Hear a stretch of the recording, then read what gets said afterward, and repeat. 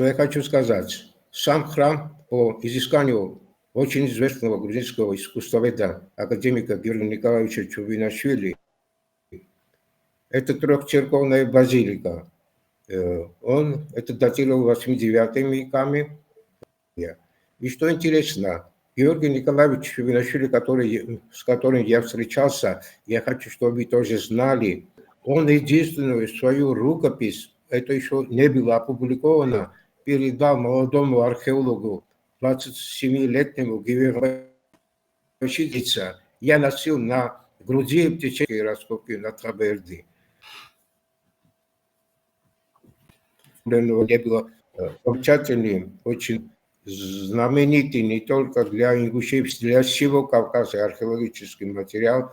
По тогдашним законам мы издали это Грозненский краеведческий музей. Отчет на работы Георгия Николаевича Чувинашвили, этого великолепного историка. И вот хочу в конце моего выступления сказать, что как раз Георгий Николаевич Чувинашвили, он определил значимость этого храма. Это не как другие ученые, это грузинский храм такого-то века. Он так и пишет. Грузино-ингушский храм Тховерди. Гивер Амбашидзе тоже пишет всегда. Это грузино-ингушский храм. Потому что там это не только наши наития и наше это самое отношение любви к братскому народу, там сама материальная культура показывает, что сами ингуши восстанавливали на основе местной архитектурной традиции вот этот центральный храм. Что я хочу еще добавить, что я буду во всех ваших изысканиях и насчет Слаберди, насчет того, чтобы в ЮНЕСКО внесли, в список ЮНЕСКО надо обязательно внести. Это будет моя вот сокровенная такая мысль, чтобы Таргимское ущелье было внесено в ЮНЕСКО, в памятники от ЮНЕСКО.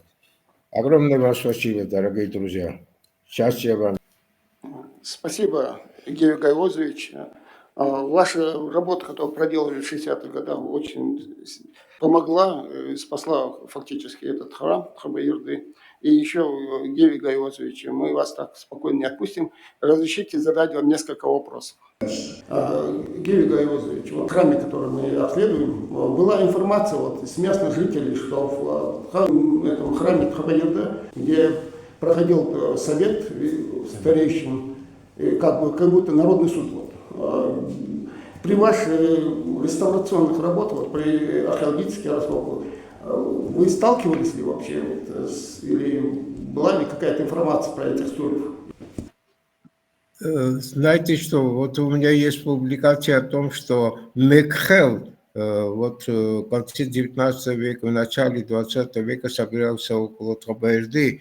И что интересно, там встречались и решались политические, социальные, правовые и другие отношения этими видными предводителями разных типов. Ну и Херсули тоже приглашались туда на Мекхе, представляете себе, на Траберди. Также на Гегекетской Самебе, около Казбек, может, бывали там.